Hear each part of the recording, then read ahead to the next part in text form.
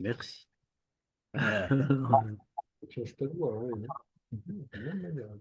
Donc, on va rappeler brièvement ce qu'on avait dit la semaine dernière. Enfin, on a dit beaucoup de choses, donc on va rappeler vraiment juste les points sur lesquels on était resté pour permettre de passer à la suite. Alors, on avait expliqué, on avait terminé d'expliquer qu'il y a des neshamot ça dépend de la avoda, ça dépend de la manière de servir Dieu des neshamot. Il y a des neshamot qui peuvent arriver jusque dans le monde de Yetzira et d'autres jusque dans le monde de Bria.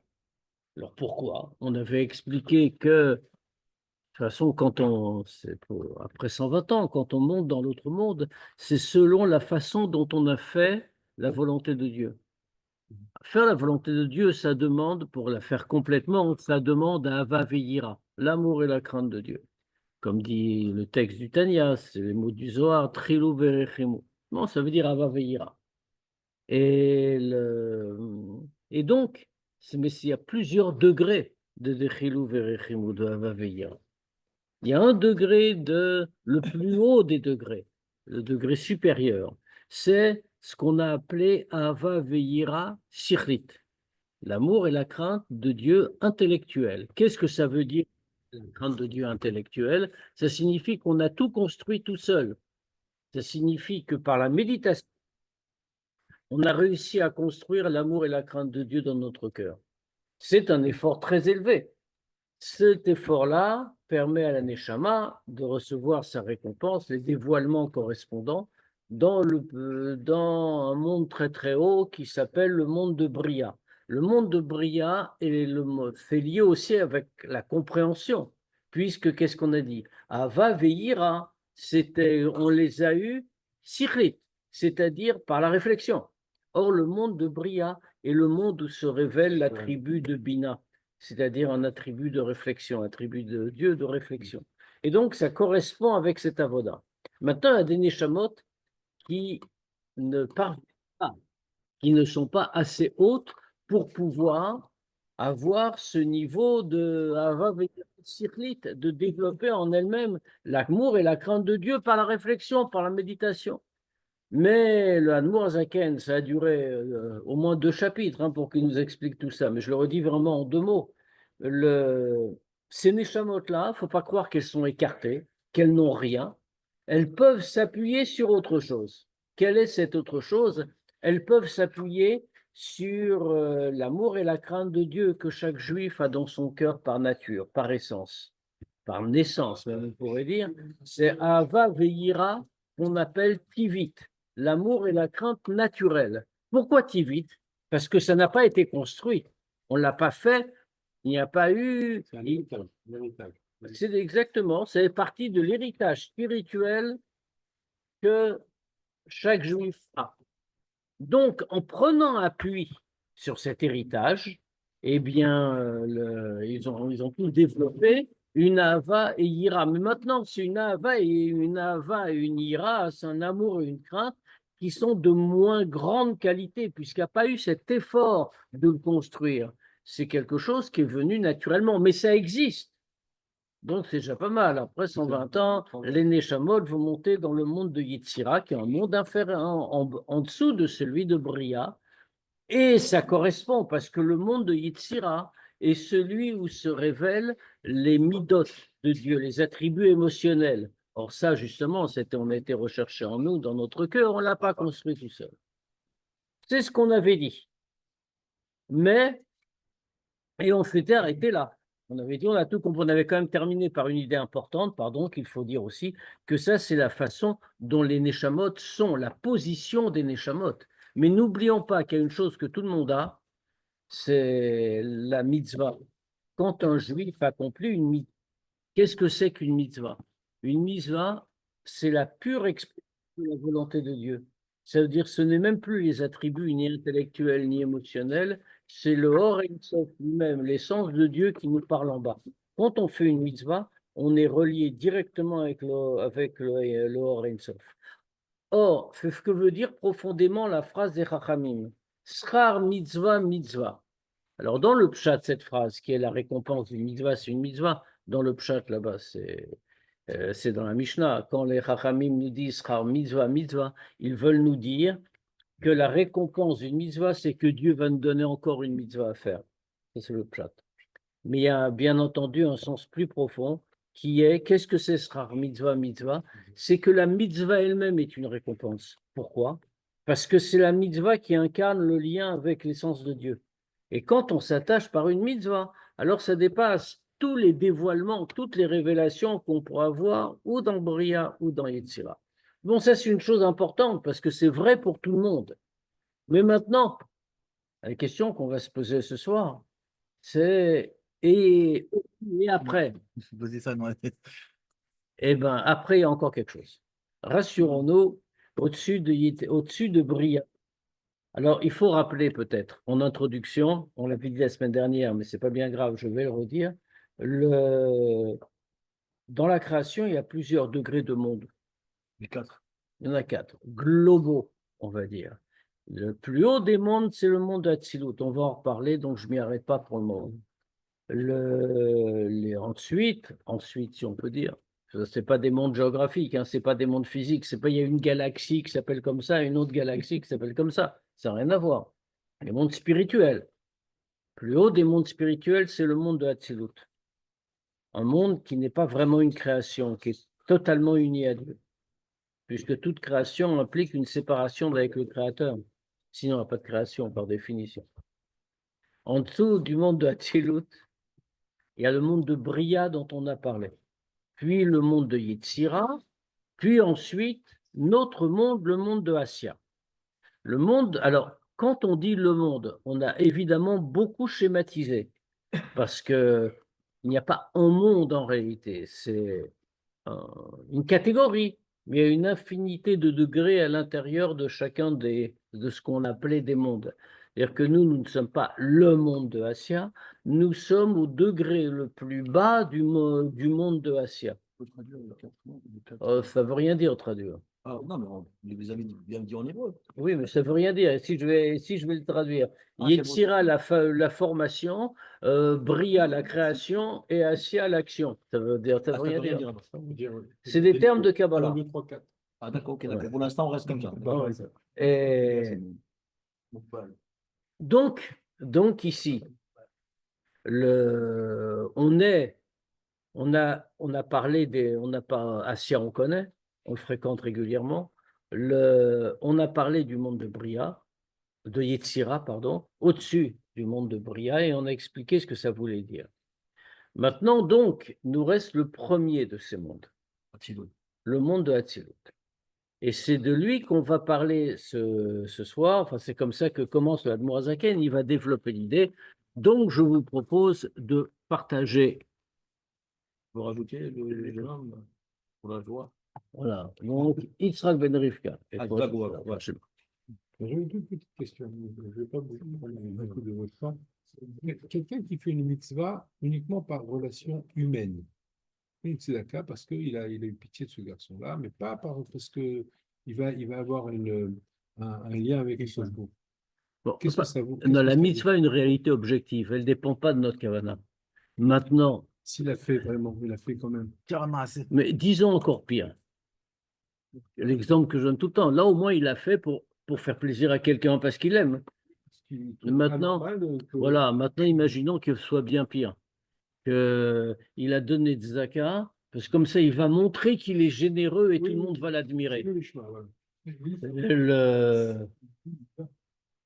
Ou alors, il va donner des zakat parce qu'il y a un schnorrer qui est venu l'embêter.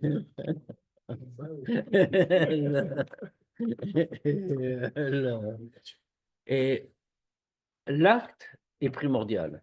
On a vu comment on a insisté sur la notion d'acte. L'acte est primordial. Maintenant, c'est un autre débat qui n'est pas ici dans le Tanya. C'est quel est le rapport entre, mais je ne répondrai pas ce soir, hein, c'est juste pour dire qu'il y a une question sur ça, c'est quel est le rapport entre l'acte et la kavana? Est-ce que la kavana empêche la réalité de l'acte ou est-ce que la kavana est secondaire? C'est une très grande question et c'est abondamment traité dans Chassidut. Mais pour ça. Ça est ramassé, on en avait parlé avant. C'est que les ailes, c'est un accompagnement. Et alors? Tu peux dire, quand on donne cet exemple-là, on peut, qui est dans le Tanya, Ouais. on peut le lire de deux manières. Ça veut dire c'est comme un oiseau sans aile. Mm. Un oisein sans aile, il est vivant, il Encore. existe, un Ouais. oiseau. Mm. Mais est-ce qu'on peut dire que c'est vraiment un oiseau s'il n'a pas d'aile? Donc, c'est le débat. Donc, je ne le résoudrai pas ce soir, comme j'ai dit. Vous m'inviterez pour une conférence, je ferai ça. À la fin du cours. Donc, on va reprendre. On a dit page 104, c'est ça? Page 104 aux deux points. Alors maintenant, donc une fois, là vous voyez, on fait pas parce qu'on rentre dans un nouveau monde, si l'on peut dire. Les deux premiers dont on a parlé, enfin c'était pas les deux premiers, le premier c'est Assia, mais Yetzira et Bria, c'est des créations. On a bien compris que c'est des créations, séparées du Créateur. Si on veut réfléchir au monde de Hatzilut, il faut d'abord le définir. Qu'est-ce que c'est que le monde de Hatzilut? Et quels sont les Neshamot qui peuvent arriver dans le monde de Hatzilut? On avait déjà très rapidement dit que c'est que des Neshamot très particulières, très élevées, qui peuvent parvenir jusqu'au monde de Hatzilut, et on va voir, on va expliquer. Donc, Ve'olama Hatzilut et le monde de Hatzilut. Shehu le mala ma'asechel va'asaga va'avana le sechel nivra. Qui est inaccessible en réalité. Parce que qu'est-ce qu'on a vu? Yetzira, c'est le monde des Midot. Bon, ça, on comprenait. Bria, c'est le monde de Bina. Voilà, mais qui c'est? Le monde ça veut dire que c'est un monde accessible intellectuellement, même pour l'intelligence d'une créature. Pourquoi? Parce que si déjà on fait référence à Bina, alors ça veut dire que l'homme, lui aussi, possède les attributs émotionnels, il possède des attributs intellectuels, il a aussi Bina. Donc bien sûr, c'est pas pour n'importe qui quand même, mais ça veut dire que sur le principe, il y a une possibilité de compréhension intellectuelle. Mais le monde de Hatzilut, on a dit, c'est plus haut que le Sechel, plus haut que l'intellect, plus haut que la compréhension, les Sechel Nivra de l'intellect d'une créature, de l'intellect créé. Alors, pourquoi? On a bien sûr tout de suite la question. Pourquoi est-ce qu'on nous dit ça? On nous a expliqué, comme on vient de le dire, qu'il y a dans les différents mondes des correspondances avec les degrés, et pas seulement ça.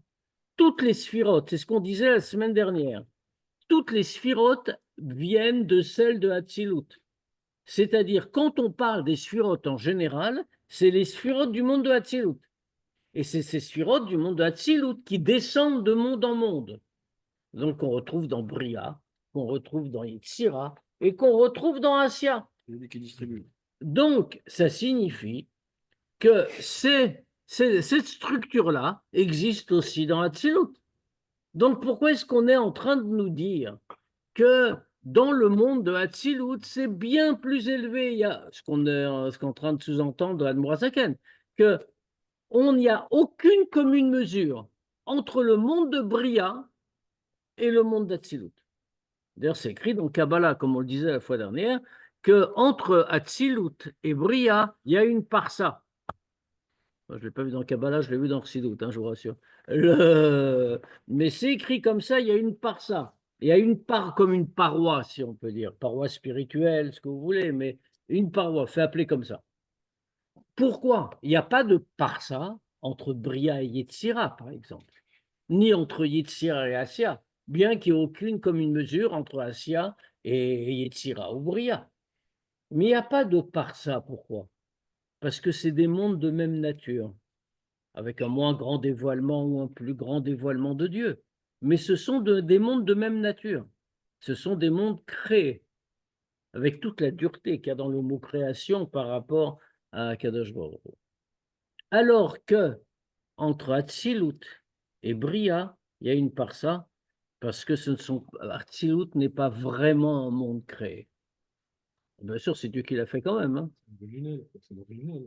Bah, ça ne veut rien dire non plus, parce que la preuve, c'est que malgré tout, il est appelé Olam Hatzilut. On n'a pas dit que Hatzilut, c'est la divinité. Oui, c'est la divinité, mais tout est la divinité. Pourquoi Assia, c'est pas la divinité, et notre Milvado, de toute façon, rien n'existe en dehors de Dieu. Tout est divinité. Mais ce qui caractérise Olam Hatzilut, justement. Alors, pour nous faire comprendre les Neshamot qui peuvent y arriver et comment on y arrive, le Hadmour Azaken va commencer par nous expliquer ce que c'est que Olam Hatzilut. Donc, nous avons encore une séance un peu kabbalistique. Donc, Olam Hatzilut, on a dit, c'est plus haut que la compréhension. C'est-à-dire totalement hors de portée. Alors, comme on a dit, mais pourquoi? Pourquoi? Puisque les sphirotes, on les a partout. On l'a dit, tout vient de Hatzilut. Ce même arbre de sphirotes qu'on voit dans Hatzilut, c'est lui qui vient dans Bria, dans Yetzira et dans Asya. Et là, on pouvait comprendre. Pourquoi est-ce que dans Hatzilut, on ne pourrait pas comprendre?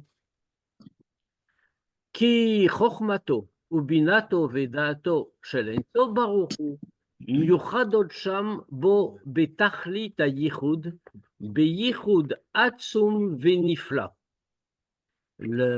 Parce que la chokhma, la bina et le da'at, c'est-à-dire les attributs émotionnels, on reprend la même terminologie qu'avant.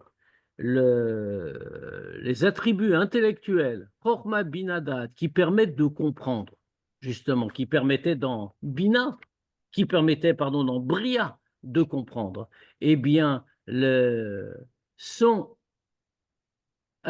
au niveau de Olam Hatzilut, elles sont myuchadot.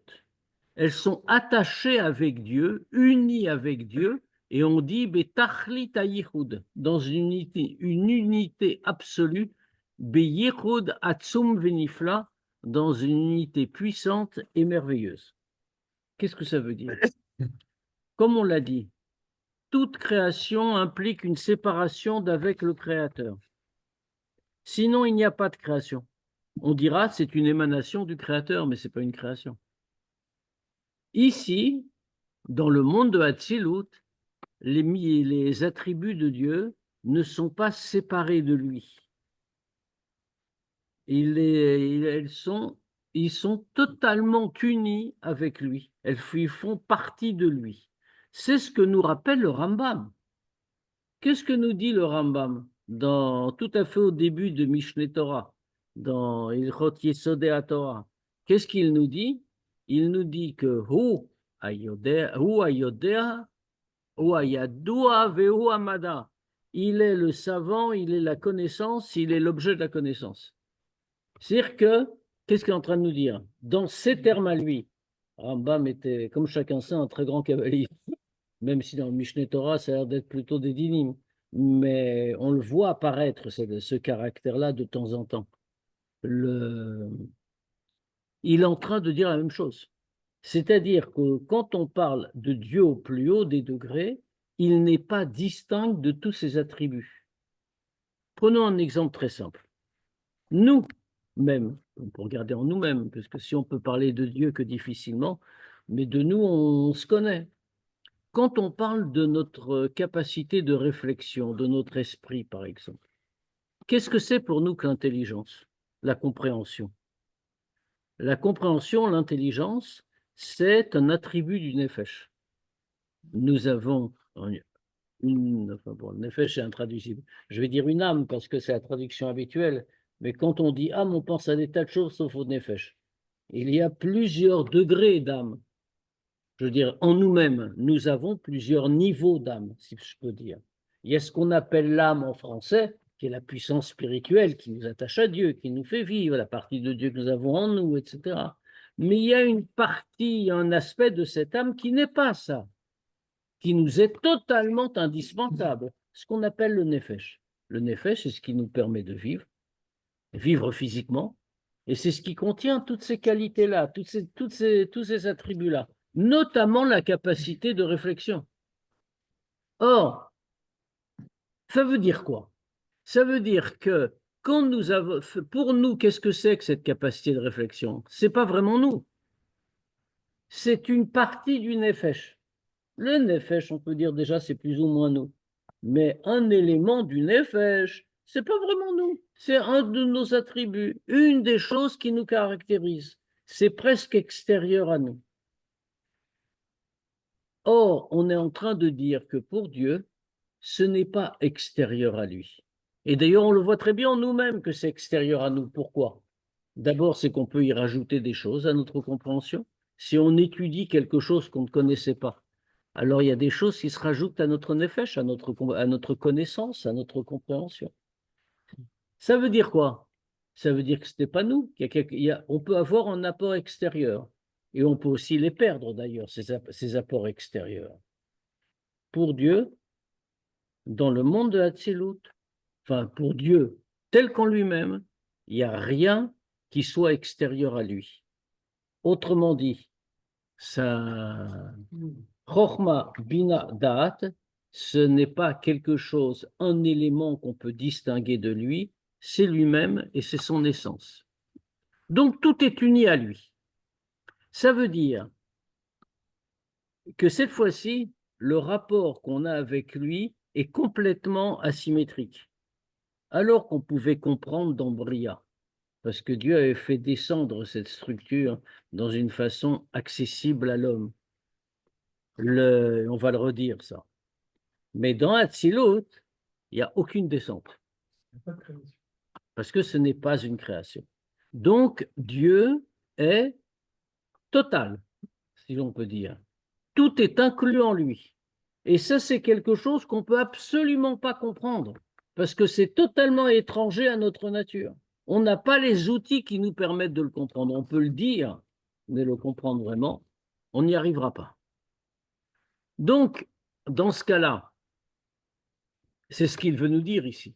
Les attributs de Dieu, Rochma Binadat, sont totalement unis à lui. Et dans un Yichud Atsum Venifla, une unité profonde et merveilleuse, Beyeter Se'ed Veyeter Az Le Enketz Min Beolam Abria. Et à un degré bien plus fort et infini, beaucoup plus que dans le monde de Bria. Les autres attributs, c'est pas des autres. Si, c'est tout pareil. Ah, tout pareil. le reste qu'on a. Mais là, on a parlé des princes et des plus hauts. Alors, maintenant, on a quand même une petite question que va relever tout de suite le Tanya. Enfin, il ne pose pas la question parce que ce n'est pas la manière du Tanya de poser une question, point d'interrogation, et puis de répondre après. Mais on le voit dans les mots de Tanya, on va le voir tout de suite. C'est que, bon, d'accord, alors on comprend pourquoi Hatzilut, c'est inaccessible. Parce que les sphirotes sont unis à Dieu. Et ce n'est pas du tout notre situation, donc on ne peut pas comprendre. D'accord. Et pourquoi on le dit que pour Hatzilut? Pourquoi? Ce qu'on appelle le Keter, c'est ça? Non. Pourquoi est-ce que on ne dit ça que pour Hatzilut? Parce qu'en réalité, la même structure, comme on l'a déjà dit, on la retrouve dans Bria. D'ailleurs, comme on l'avait dit aussi, la structure des sphirotes de Hatzilut descend ensuite dans Bria, donc c'est la même chose. Or, on nous a dit que dans Bria, on peut comprendre. Pourquoi on ne comprendrait pas dans Hatzilut? Non, justement, Hatzilut, c'est pas dans le définissable. C'est-à-dire que nous, on ne rentre pas dans le guédère de Dieu. Mais pourquoi? Parce qu'il est insaisissable. Mais pourquoi? Que...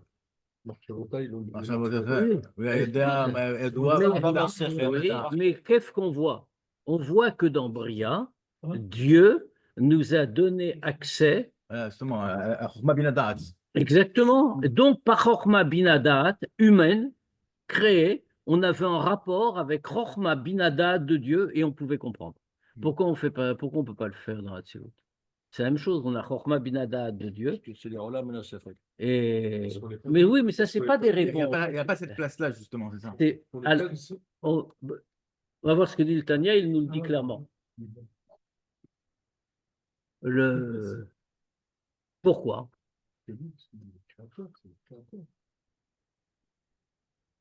Oui, mais tout ça, c'est pas une réponse centrale. Ça veut dire, oui, c'est vrai, le créateur, oui, c'est très haut, mais et alors? C'est comme ça en dessous, c'est pas comme ça là. C'est pas notre sujet, nous. Nous, on est, Mais nous peu sommes des importe, créatures. mais peu importe que c'est notre sujet ou non. Pourquoi c'est comme ça? Il faut répondre à la question. On va le dire tout de suite, ne vous inquiétez pas. Le- Alors, parce que, parce que justement, dans le monde de Hatzilut, qu'est-ce qu'on vient de dire? Ça apparaît avec beaucoup plus de puissance que dans le monde de Bria. C'est là-dessus qu'on a terminé. Pourquoi? Kisham, voilà où est la réponse. Kisham yardu le'a'ir beprinat tzimtzum k'dei sheyochlu sichlim nivraim lekabel mehen chabad lida et Hashem, etc. Parce que entre le monde de Hatzilut et le monde de Bria, il y a une très grande différence. Toutes les sphirotes sont descendues dans le monde de Bria pour y éclairer dans une façon de tzimtzum. Pourquoi? Pourquoi un tzimtzum? On va revenir sur la notion de tzimtzum. Ce genre de mot qu'on emploie tout le temps et on met n'importe quoi derrière. Donc, il faut le définir, le tzimtzum. Donc, Hmm?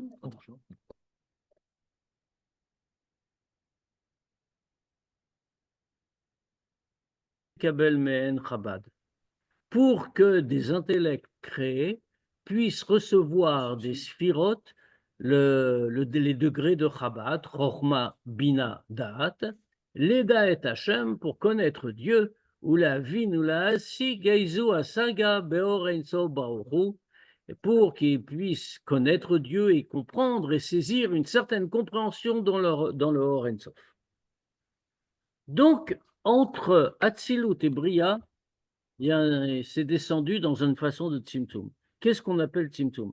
On traduit ça par contraction. Ça veut dire que Dieu contracte sa lumière. Ça signifie, le Tzimtzum ne réduit rien. Ou plutôt, il ne retire rien à la lumière, mais il en diminue l'intensité. Ça signifie donc que nous avons exactement la même chose que dans le monde supérieur, sauf que tout est en réduction et donc moins lumineux, si l'on peut dire. C'est comme si tu mettais Exactement. On parlait de parsa tout à l'heure. On parlait d'une paroi entre Tzilut et Bria. C'est exactement ce que c'est une traduction qu'on peut faire du Tzimtzum. En tout cas, pourquoi? Pour qu'il puisse. Comme un voile. C'est pas un voile en vérité. C'est pas un voile. Une séparation. Parce que c'est la lumière, c'est la lumière elle-même qui s'est contractée. Donc, c'est même pas une action extérieure, si on peut dire. C'est pas que Dieu a mis un voile. Il y a aussi un voile, mais ça veut dire qu'elle-même se contracte. Elle n'a pas changé. Elle est la même, mais elle est moins puissante. Elle est régulée. Alors, pourquoi? Pour qu'on puisse comprendre. Pour qu'on puisse recevoir le Chabad, la Chochma Bina Da'at de Dieu, pour connaître Dieu et comprendre, comme on a dit, quelque chose dans le Or Ensof Baruch Hu, Kefi Koach Sichlim Nivraim, selon la force des intellects, des créatures, des intellects créés. Pourquoi? Parce que les intellects créés ont une caractéristique, comme toute la création. Shem Baalegvul Vetachlit. Ce sont des entités limitées. Aussi intelligents soit-on, aussi grands soit-on, on est de toute façon limité. Or, on est en train de parler de Dieu. Comment peut-on comprendre s'il n'y a pas de contraction? Il y a une différence radicale. Nous ne sommes pas du tout au même plan ni sur la même échelle. Et donc, dans ce cas-là, Dieu est inaccessible et incompréhensible. Qu'est-ce qu'on fait de ce qu'il dit Tanya tous les jours dans le Modéani, c'est une Neshama Hadasha, Bria Hadasha. On dit que la Shekhinah, elle descend par le moah, par le cerveau, elle vient régénérer tous les membres du corps. Si tout le corps est régénéré par la Shekhinah, le dévoilement, la contraction, comme tu viens de dire, de la lumière de Dieu à travers le corps humain, qu'est-ce qu'elle vient être? Une disparité de tous les corps humains qui ont reçu, ils vont recevoir un éclairage du divin et qui va être contracté alors qu'à la base, la lumière, c'est la même.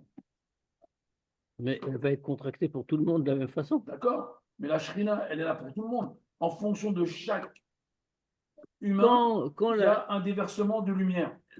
la question n'est pas en fonction de chaque humain, dans la création de manière générale. S'il y avait, on va le dire tout de suite, pourquoi c'est tout ça? Regarde la suite, il faut juste être patient.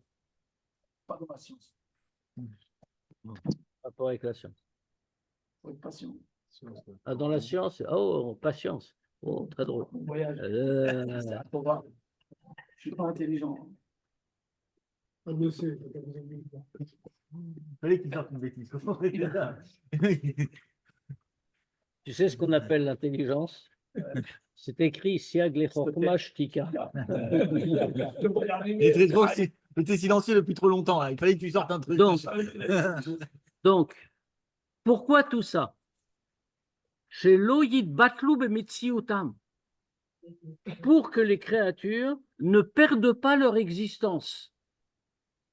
Parce que quelle est la caractéristique de Hatzilut, comme on a dit? C'est pas un monde créé, pas vraiment. Enfin, c'est créé, bien sûr, mais c'est pas une création totale et absolue. C'est une émanation, on va dire, si on veut chercher les jolis mots en français. Ça signifie qu'il n'y a aucune place pour des créatures distinctes de Dieu, qui se ressentent comme existantes. Personne n'est distinct de Dieu, hein, y compris dans Assia. À une autre Milvado, rien n'existe que Dieu, c'est clair.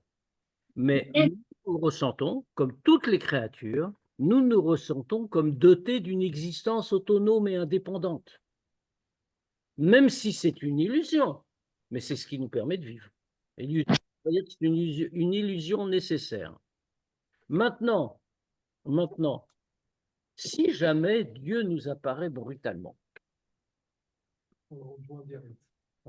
et on n'a pas le choix,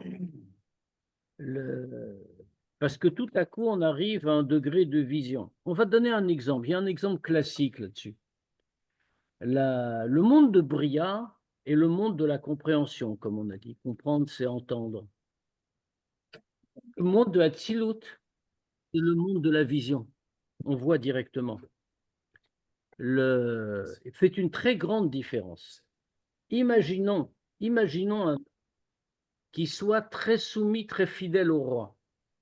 Puis il entend parler du roi, il comprend la grandeur du roi, il ne cesse de réfléchir à la grandeur du roi et il parle de sa grandeur tout le temps. Très bien. Et cet homme-là, il ne disparaît pas pour autant, même devant la grandeur du roi. Même s'il est sincèrement, en tant que fidèle sujet, il est complètement émerveillé par la grandeur du roi. Mais ce n'est pas pour ça qu'il ne va pas exister en tant qu'individu. C'est un individu émerveillé par le roi, mais pas plus que ça, même s'il s'en sent très proche. Imaginons maintenant que cet homme-là ou un autre ne fasse pas que comprendre le roi et en parler, mais qu'il entre chez le roi et le voit. À ce moment-là, il ne pourra plus parler, il ne pourra plus bouger. Pourquoi? Parce qu'il va être complètement écrasé par la présence du roi. Le monde de Bria est comparable à la situation de l'homme qui parle du roi et qui le comprend. Le monde de Hatzilut est celui de la vision. C'est comme si on était en présence du roi et qu'on le voyait. Et donc, on ne peut plus exister en sa présence parce que la présence du roi efface tout, écrase tout le reste. Donc, s'il n'y avait pas le Tzimtzum, et maintenant on comprend la nécessité du Tzimtzum, nous ne pourrions pas exister comme nous le sommes aujourd'hui. Nous ne pourrions pas être des existants, si l'on peut dire. Pas de Metsiout. Or, pourquoi c'est un problème après tout? C'est vrai, on peut se demander, mais pourquoi il y aura un problème? Et alors, on n'a plus de Metsiout, on est unis avec Dieu, la vie est belle. On fait encore beaucoup plus simple que ça. C'est quoi le tarplit alors, si on est absorbé dans l'image de Dieu? C'est que la kavana de Dieu, oui, c'est un peu comme tu dis, la kavana de Dieu, l'intention de Dieu dans la création du monde, c'est précisément qu'il y ait des mitzvot indépendantes. Et que ce soit à nous de faire le chemin spirituel qui nous débarrasse de la mitzvot. Parce que malgré tout, la mitzvot, ce n'est pas un but en soi. Au contraire, comme on dit, Par exemple, c'est comme ça qu'on comprend d'ailleurs les fameuses phrases quand les Chachamim nous disent que un Baal Gava, un orgueilleux, c'est-à-dire celui qui a une metsiout un peu hypertrophiée, eh bien, c'est quelqu'un qui est comparable à un idolâtre, un Oved Avodah Zara. Quel rapport fait marquer Dieu dit de l'orgueilleuse, comme ça que les Chachamim disent, Ein ani vaou yecholim ladur biachad. Lui et moi, on ne peut pas habiter ensemble.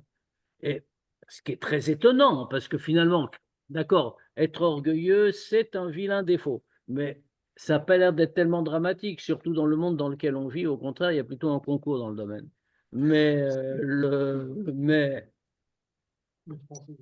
Mais pourquoi? Pourquoi est-ce que c'est si grave que ça? Parce que finalement, quand quelqu'un est un orgueilleux, c'est-à-dire, si on le traduit dans les termes qu'on emploie ici, quand il revendique sa metsiout, il est comparable à un idolâtre, parce qu'il s'est séparé de Dieu. Il adore un Dieu étranger, si l'on peut dire, lui-même, sa propre existence autonome et indépendante, alors qu'elle n'existe pas. Mais il ne faut pas que ce soit comme ça a priori. Donc, puisque nous sommes Baalekvul Vetachlit, puisque nous sommes limités, de capacités limitées, chez Loïd Batlub Metziutam, pour qu'ils ne perdent pas leur Metziut, Velo Yiyu Begeder Nivraim Klal, et à ce moment-là, ils ne seraient plus des créatures. Rak Erzorolem Koram Veshorsham. Ils ne feraient que retourner à leur source, à leur racine, chez Uprinat Elokut Mamash, qui est le degré de la divinité. Autrement dit, on ferait fondu totalement en Dieu, et dans ce cas-là, on n'aurait plus d'existence indépendante, d'existence autonome, et le monde aurait donc perdu tout son sens et sa raison d'être. Donc pour ça, Dieu fait un Tzimtzum. Et quand le monde descend, quand les sphirotes descendent dans le monde de Bria, elles sont passées au travers du Tzimtzum et sont donc beaucoup moins puissantes que celles de Hatzilut. Et nous pouvons comprendre, alors que dans Hatzilut, il n'y a plus aucun rapport avec nous et c'est bien au-delà de notre compréhension. Vine Tzimtzum Dzie, I Sibat Ara, Shemeirot Sham Chabad Shel Ein Sof Baruch Hu le Neshamot Elu Beolam Abria. Ce Tzimtzum-là, ce Tzimtzum entre Hatzilut et Bria, c'est la cause du rayonnement qui est clair là-bas, le rayonnement de Chabad, de Chochma Binadat, du Ein Sof Baruch Hu, à ces Neshamot-là dans le monde de Bria. C'est ça qui leur permet, c'est ça qui permet qu'elles reçoivent. Quand on nous dit que les tzadikim dans le Gan Eden, alors là on est dans Bria, on est dans Gan Eden à Elion, hein, on est passé au 2e degré. Dans Gan Eden à Elion, Nenin Meziv Ashrina. C'est quoi le Ziv Ashrina, le rayonnement de la Shrina? C'est précisément ce rayonnement-là, de telle manière qu'elle puisse le prendre, parce que sinon, elle n'aurait pas été capable de le recevoir, puisque ce rayonnement les aurait dépassés complètement, et donc, elles auraient perdu leur existence. Parce que ne l'oublions pas, une Neshama aussi, c'est une Metsiout. Toute créature est une Metsiout. Même les anges, c'est une Metsiout, une existence. Pourquoi? Parce qu'on le voit bien. On nous dit que les Neshamot, par exemple, dans le Gan Eden, Nenin Meziv Ashrina, elles jouissent d'un rayonnement de la Shrina, de la présence divine. Dévoilement. Comme on voudra dire. Mais si elles peuvent jouir de quelque chose, c'est qu'elles existent, qu'elles ont une entité autonome. Quand on parle des malachim, un ange, créature spirituelle, etc., etc. Mais si on dit qu'un malach va servir Dieu, ça signifie donc qu'il est une metsiout, puisque lui, il a une metsiout qui sert Dieu. Ça signifie donc que tout est metsiout, sauf si on s'unit totalement avec Dieu. Ce qui est le cas dans le monde de Hatzilut. Alors maintenant, avec tout ce qu'on a dit, on va avoir un petit problème à résoudre. On va le dire tout de suite. Machenken, Hatzilut, alors que ça c'était vrai dans le monde de Bria, donc comme on a dit. Mais au contraire dans le monde d'Hatzilut. Chez Einam Beprinat Simtsum Kolkar, où là-bas, les sphirotes ne sont pas tellement dans un degré de Tzimtzum, elles sont telles quelles. I efshar les sikhlim nivraim les kabelmen. Donc les intellects créés ne peuvent pas recevoir quoi que ce soit des sphirotes, aucun rayonnement, ça les dépasse. Velachen, c'est pour ça, comme il est écrit, Let marshafta dilehon tfisa sham klal. Leurs pensées ne peuvent absolument pas saisir quoi que ce soit à ce degré-là. Lachem. Alors donc, on aurait tendance à dire, une fois qu'on a dit tout ça, qu'on a expliqué la grandeur du monde de Hatzilut, ses dieux, etc., on aurait tendance à dire, bon, ben, il n'y a personne, donc. Alors, détrompons-nous. On peut avoir une place, mais les billets d'entrée sont chers, comme on va le voir tout de suite. La reine, ou Madour la Tzadiki Magdolim. C'est pour ça que le monde de Hatzilut n'est un lieu que pour les grands tzadikim. Mourim, quoi. Ah, beaucoup plus. Parce que parmi les tzadikim, il y a des degrés de tzadikim. Il y a Gamour et Zéno Gamour. Non. Ça, c'est le degré général. Mais il y a des degrés, même parmi les tzadikim, qui peuvent être des tzadikim mourim, mais vous avez vu le mot qu'ici le Admour Azaken emploie. Il parle des tzadikim gdolim. Autrement dit, il y a des tzadikim qui sont moins grands, qui sont des tzadikim, qui remplissent parfaitement la définition, mais qui n'ont pas le degré spirituel nécessaire. On va expliquer ce que c'est que ce degré spirituel nécessaire. Et d'ailleurs, c'est très intéressant parce que ce n'est pas du tout ce qu'on attend en général. C'est Avodatam. Il est mala afilu miprina dechilu verechimu. C'est les tzedkim dolim, donc, puisqu'on a dit qu'ils peuvent atteindre le monde de Yetzira et le monde de Bria, à condition d'avoir Avaveira. Trilou verechimu, comme on a dit. Le monde de Yetzira, Trilou verechimu tivim, naturel. Le monde de Bria, Trilou verechimu sichlim, construit, intellectuel. C'est déjà un tzadik gamour. Et dans ce cas-là, qu'est-ce qu'il peut y avoir d'autre? On dit, mais tout ça, c'est limité. Tout ça, c'est ce que c'est ce que fait une créature. Alors certes, une créature d'un très haut niveau, mais ce n'est qu'une créature. Or, le monde de Hatzilut n'est pas accessible à des créatures parce que c'est limité. Elles sont limitées. Elles sont très hautes dans ce cas. Mais elles sont limitées et leurs capacités sont limitées. Et donc, le rayonnement qu'elles peuvent recevoir est limité. Et donc, elles n'y ont pas accès. Donc, pour parvenir dans Hatzilut, il faut que leur avoda soit bien plus haute, même que le degré d'amour et de crainte de Dieu. Donc les Mekoubalim de ce monde, ils ont ce degré. Ah, pas du tout. Être en Mekoubal, ça veut dire étudier la Kabbalah. Ça ne veut pas dire qu'on est un tzaddik gadol. Comme partout, ce matin. Ça n'a rien à voir. Rien à voir. Et alors ceux qui voient, on dit quoi là? Ceux qui Ceux qui voient, C'est un peu de roi Hakodesh, quoi. ils ont un très bon opticien. Ils sont dans la fusion. Ça n'a rien à voir avec la tienne. Non. En fait, c'est-à-dire que tu peux être parfait, c'est ne pas avoir de Nefesh Abahamit. C'est complètement pas faire d'Averot. C'est-à-dire que le niveau de la Ira et de la Hava, tu es complètement connecté avec Oui, eux. mais ça montre Donc, t'as un pas accès au degré monde absolu. spirituel. Quelle est la avoda qu'on doit faire? Les résultats, tout ça, c'est l'homme à quel niveau il Exactement. en 20 ans. Exactement. Mais c'est ça qui nous intéresse. On veut savoir comment on s'attache avec Dieu et quelle est la avoda qu'on doit faire. On assume maintenant qu'il faut avoir Ava Veira. Donc il faut un peu se fatiguer. Maintenant, Ava Veira, comment elle vient, comment on l'a, comment elle est. Et qu'est-ce qu'il y a de plus que Ava Veira? Comme vous avez dit tout à l'heure, dans Hatzilut, les notes des Vachrina, si ça veut dire qu'il y a une forme quand même de matérialité. Oui, il y a une forme, pas de matérialité, de médecine. Voilà. Alors, on va voir. Attendez. On n'a pas dit ça pour Hatzilut, on a dit ça. On va voir. N'anticipons pas. Donc,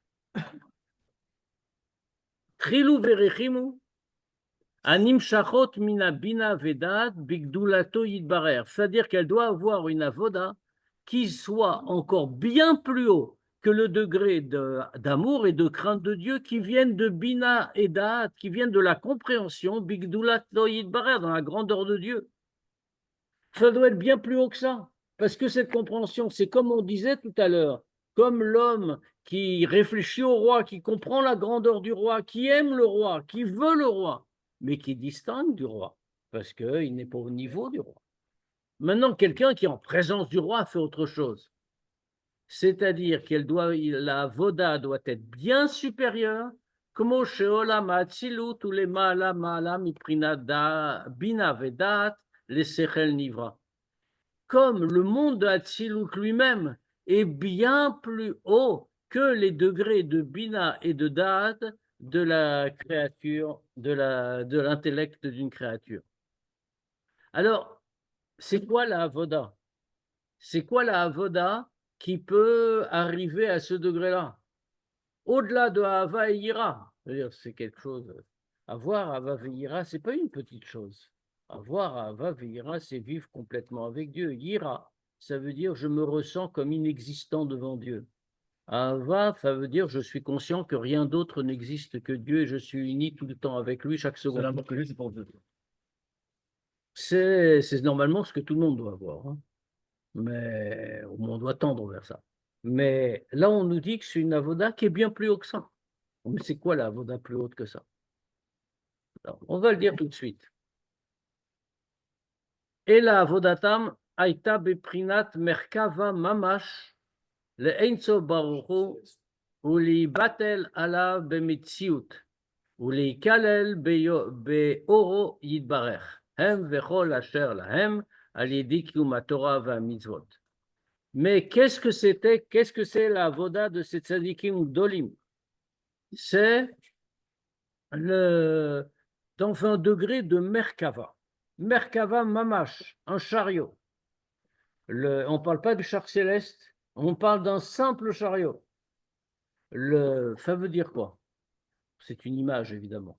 Un chariot, c'est quelque chose qui ne fait rien par lui-même, qui ne peut qu'obéir à la volonté du cocher.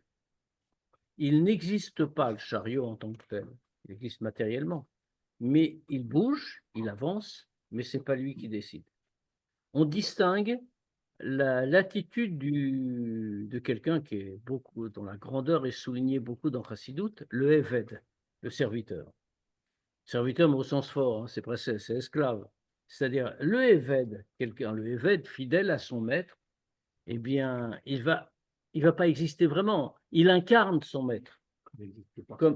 Comme c'est écrit dans la Gemara, que Mashekana Eved Kanarabo, on trouve un objet dans la rue, un objet perdu, le Eved, si moi je le trouve, si un homme libre le trouve, ça lui appartient, le Eved le trouve, il le ramasse, il ne l'a pas acquis, mais il l'a fait acquérir à son maître. Parce que la main du Eved, la main du serviteur, c'est comme la main du maître. C'est la main du maître, c'est pas comme, le mot comme étant trop, c'est la main du maître.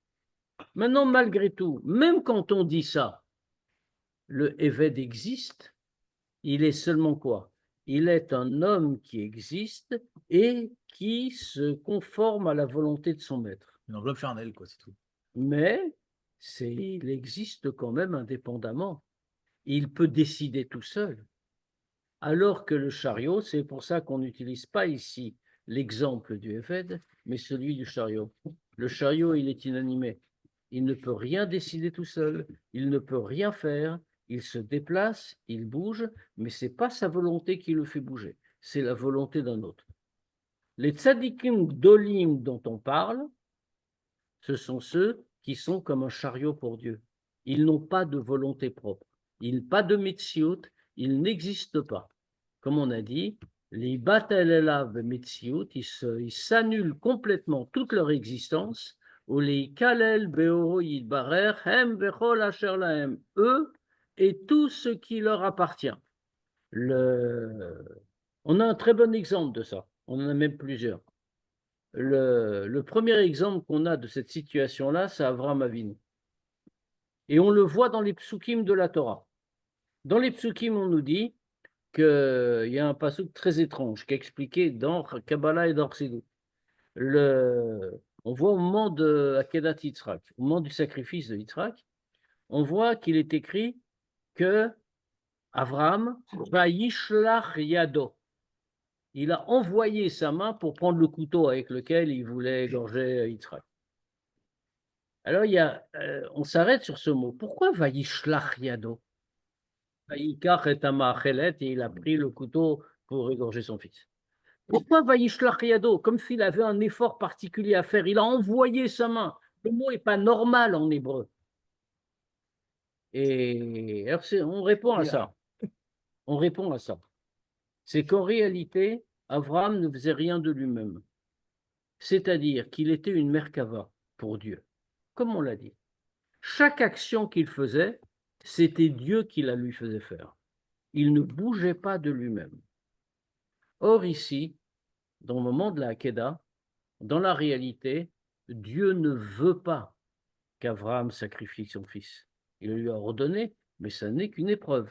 Il va d'ailleurs arrêter sa main au moment où il va l'égorger. Et ça, Dieu le sait depuis le début, par définition. Donc, la main d'Abraham, le bras d'Abraham, ne pouvait pas bouger pour prendre le couteau, parce que la volonté de Dieu n'y était pas. Et sans volonté de Dieu, il ne bougeait pas. Et c'est pour ça que puisque Dieu a donné l'ordre, il est obligé de faire un effort raisonné, vaïshlach yado, et difficile, pour envoyer sa main prendre le couteau, sinon il n'en aurait pas été capable. Justement, Mais il y a il pas a de fait Bechira, le c'est Bechira, c'est il comme est un au-delà objet, de ça. c'est comme un objet, comme un chariot, c'est comme un objet. Il avait Oui. pas de- Comment on teste un chariot? Pourquoi de tester quelque chose qui n'existe pas par lui-même? Ah, justement, la preuve, c'est que, parce que tout, depuis, c'était juste pour ce moment-là. Est-ce qu'il n'allait pas se révolter, sortir de son statut de C'est un merkava? chariot, pas se voir révolter. On peut toujours, là, ça ne retire pas la liberté. Mais en fait, C'est un le point Ah, constant. On On a un autre exemple. On a un autre exemple C'est quelque chose qui avec le Hadmour Azaken lui-même. Le Hadmour Azaken, tous les témoins de son temps le racontaient. Le vendredi soir, le Hadmour Azaken allait dormir avant la tefila. Et il dormait pas longtemps, hein, mais il allait dormir. Il se levait. Comme ça, tout seul, spontanément. Et pourquoi est-ce qu'il allait dormir? Parce que, comme c'est connu, pour nous autres qui étudions la Kabbale régulièrement, c'est connu que le vendredi soir, c'est écrit comme ça, c'est Zman Shina le Maala. C'est un moment de sommeil en haut, dans les mondes spirituels. Et comme le Hadmour Azaken était au degré de Merkava, et donc qu'il vivait la chose de l'intérieur, si l'on peut dire, automatiquement il allait dormir. Il n'est pas le seul dans ce cas-là. Il y a eu d'autres tzadikim qui avaient la même habitude.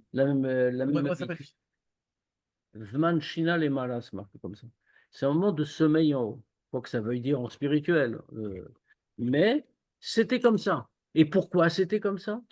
Parce que comme il était au degré de Merkava, alors il appliquait en bas ce qui se passait en haut, il ne pouvait pas faire autrement. Comme la main qui a été jetée de force pour Exactement. pas. Exactement. Donc, on voit, la avoda qui est demandée ici, c'est ce degré-là. La avoda de Merkava. Je crois qu'on va s'arrêter là pour ce soir. Puis on prendra au même endroit, on continuera un petit peu sur ce. Et bien sûr, on peut répondre à des questions s'il y en a, et on se voit jeudi pour la Sikha. Si jamais Abraham Avinu, il a été en quelque sorte manipulé par un comme manipulé. Alors, vous voulez savoir quel est son scoop? Non, il n'est pas là-dessus, c'est contre sa nature, comme on a dit. La preuve, c'est qu'au moment là où il ne peut plus le faire, où Dieu ne veut pas qu'il le tue, il le fait quand même. Ça ne retire pas sa liberté, sa conscience de liberté. On voyage. On peut dire que l'anishama, c'est une métier extérieure à Hachem, si c'est une partie de la famille.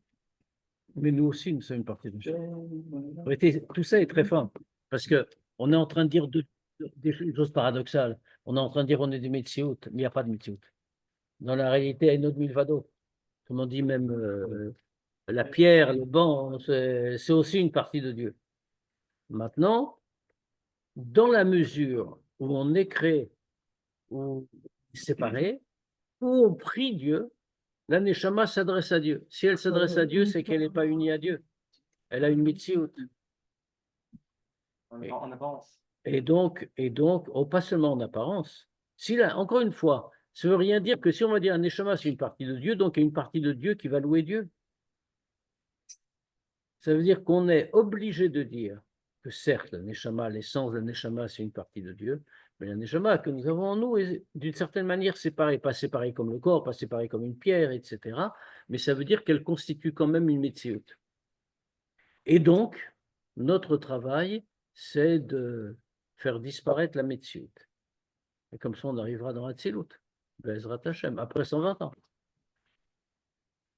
Il faut que les Neshama ne soient pas destinés à Non, on va le dire. On va le dire. Je n'ai pas fini le sujet. On a l'impression, que c'est comme un concours. Où jusqu'où je peux arriver, jusqu'où je Non. peux pas aller. Non. Pas du tout Il y a comme des, ça. non. Il y a des Neshamot qui ne peuvent pas aller plus haut que Yetzira. Il y en a d'autres qui peuvent aller dans Bria. C'était pas prévu. Oui. Et il y en a qui sont rares, tzadikim gdolim, qui peuvent arriver jusque dans la Tzilut, mais c'est extrêmement rare. Il va le dire un peu plus loin. Hein. C'est possible de donner un Tzadik Gadol? Ah, on va commencer par être Benoni. Est-ce que c'est facile de devenir un tzadik? Possible. Ah, est-ce que c'est possible? Pardon, j'ai entendu facile. Est-ce que c'est possible? Si on a, en vérité, on n'en sait rien. Il faut essayer. Et pourquoi? Parce que on a, pour devenir un tzaddik en soi, gadol ou pas gadol d'ailleurs, parce que tzaddik c'est déjà pas mal, il faut avoir les outils spirituels nécessaires. Les outils spirituels nécessaires, on ne les a pas forcément. Mais on ne sait pas. Comment on dit, il faut essayer, il faut avancer, et puis on verra bien. Une fois qu'on sera Benoni, on va rediscuter de devenir un tzaddik. Une fois qu'on sera un tzaddik, alors on va demander d'être un tzaddik gadol. Un Tzadik, c'est plus haut qu'un Benoni. Ouais. Le Benoni, on l'avait dit avant, le Benoni, c'est le Benoni, c'est celui qui a courbé son Yetzirah, qui ne l'écoute plus jamais. Et il doit se battre constamment. Il ne l'a pas courbé définitivement. Il se bat constamment, mais il remporte toujours la victoire. Ça, c'est un Benoni. C'est notre cas général. Le tzaddik, c'est celui qui l'a courbé, premier degré de tzaddik, qui l'a courbé, et le Yitzhara n'est pas, le Nefesh Abamit n'est plus capable de se relever. Il a été vaincu, mais il est toujours présent. Le tzaddik vetovlo, le degré supérieur de tzaddik, c'est celui qui a transformé le Nefesh Abamit, qui lui aussi maintenant veut faire la volonté de Dieu. Donc il n'a plus rien de mal en lui. Et le Gadol? Ah, le gadol, c'est quelqu'un qui sert Dieu d'une autre façon, mais on va Ouais, dire comme une mère qu'avant. Mais il s'est séparé de Karim. Bon, un peu de chemin encore. Après, même définition, à Rosh Hashanah, quand on parle de Benoni, c'est pas celui qui a courbé le Yetzirah, c'est celui qui est en souffrance encore. Non, mais c'est le tzaddik veralo. C'est celui qui le courbe constamment, qui se bat constamment. Il est toujours en suspens. Ouais. Mais il a réussi à remporter la victoire constamment. C'est ça la différence. Si jamais il tombe et qu'il ne peut pas, il ne résiste pas au Yetzirah, dans cet instant-là, il devient un rachat. Il y a des degrés. Quand on appelle rachat, on imagine tout le temps qu'un rachat, c'est un homme horrible. Non, un rachat, c'est n'importe lequel d'entre nous. Il y a des degrés, tas de degrés de rachat, bien sûr, des rchaïm qui sont des voleurs, des assassins, etc. Mais ça, c'est des degrés très bas de rachat. Mais un homme, par exemple, je ne sais pas, qui va faire Bitul Torah, 5 minutes en 10 ans. C'est un rachat. Maintenant, c'est un rachat très haut, bien sûr. Et, donc, du coup, Rabat, il n'a jamais tué son Yetzirah. Pourquoi? Parce qu'il a, enfin, Non, au contraire. Dans le Tanya, on dit, Rabat dit, Kegonana Beinoni. Et qu'est-ce que lui dit son élève, Abaye? Si t'es Benoni, alors tout le monde, on est rien. Non, pas on n'est rien. On nous tue tous. Ouais, On est tous d'Ershaïm. On est tous morts. Alors, en réalité, Rabat, comme un Benoni en apparence, pas dans l'intérieur, Mais dans le comportement, c'est exactement comme un tzaddik. Ok. Donc, Rabat, par modestie, ne veut pas dire je suis un tzaddik. Par exemple, moi, je suis un Ouais. tzaddik. Ce qu'il est, c'est le tzaddik de la génération. Ah, donc c'est un tzaddik. Ok. Pas seulement ça, c'est le tzaddik de la génération. C'est un tzaddik gadol. Lui. Ah, ok. Mais donc, il dit moi, je suis un Benoni. Je ne suis pas du tout un tzaddik. Je ne suis qu'un Benoni. C'est ce que lui fait remarquer Abaye. Abaye dit quoi? Toi, tu es le grand de la génération. Tu es un Benoni. Donc, ça veut dire qu'on est tous Erchaim. Ok. L'oshavikma chaye lechol bria. Tu laisses de vie à aucune créature. Donc Mashiach, c'est Hatzilut. Ah oui, il n'y a pas de doute. Ouais. Bon, déjà qu'ils viennent, après on va discuter d'où Mais ils moins viennent. que Moshe. Parce que je crois qu'il il a pas dit qu'il n'y aura pas un niveau de névoie plus grand que Moshe. En névoie, ça n'a aucun rapport. La névoie n'a aucun rapport avec tout ça. C'est un autre sujet. C'est un lien avec Dieu. Ouais, tout est en lien avec Dieu. Non, Quand je mange des œufs à la coque aussi, Mais si Dieu il lui parle, ça veut dire vraiment il est lié. c'est une névoie. Névoie, c'est une névoie. C'est un degré. Ok. C'est autre chose. Ok. Donc, le café d'Atsilut, c'est les notes musique d'Ashkenaz. Ah non, même pas, au contraire. Parce que si je suis né Meshivashkina, et j'existe, je suis né. Atzilut, c'est rien. C'est union pure avec Dieu. Ouais. C'est ça, On va le dire, on va le dire. À jeudi, pour tout le monde.